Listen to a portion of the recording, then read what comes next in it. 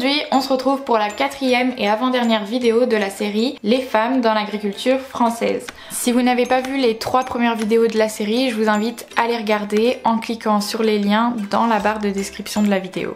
On va parler, comme je vous le disais la dernière fois, des différences entre agriculteurs et agricultrices. On va donc se demander si elles existent et si oui, quelles sont ces différences.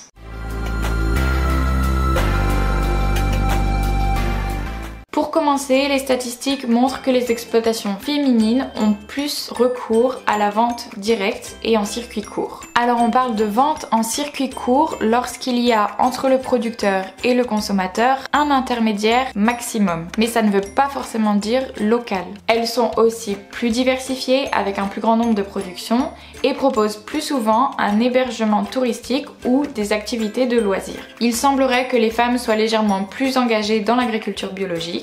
L'agriculture biologique, c'est une agriculture qui repose sur un cahier des charges dans lequel il est interdit d'utiliser des produits chimiques de synthèse. Mais ça ne veut pas dire que des produits ne sont pas utilisés. Elles sont un petit peu plus souvent à temps partiel que les hommes et s'installent généralement un petit peu plus tard. Alors malheureusement, les agricultrices peuvent faire face à plus de difficultés que les hommes, dans un premier temps au niveau de l'installation et de l'accès au foncier. En effet, traditionnellement, les agriculteurs ont plutôt tendance à transmettre leur exploitation à leurs descendants masculins, et puis si jamais il ne s'agit pas directement de leurs descendants, les cédants vont plus facilement se diriger vers un repreneur agriculteur qu'une repreneuse agricultrice. Au niveau financier également, l'accès à des prêts bancaires peut être difficile et il est souvent constaté que les banquiers peuvent émettre des réserves quant à la viabilité et à la pérennité des projets d'exploitation des jeunes agricultrices. Parfois, elles peuvent aussi se confronter à des difficultés au niveau social et ont plus tendance à devoir faire leurs preuves dans la profession agricole. Enfin, au niveau de la formation, des disparités entre hommes et femmes ont été observées.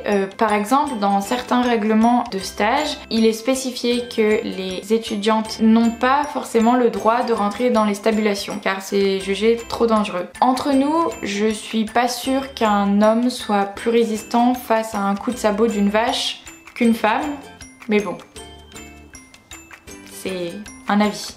Et voilà, c'est tout pour la vidéo d'aujourd'hui. J'espère qu'elle vous a plu et qu'elle vous a appris des choses. On se retrouve la semaine prochaine pour la prochaine et dernière vidéo de la série Les femmes dans l'agriculture française, où on parlera des perspectives pour les agricultrices. À bientôt!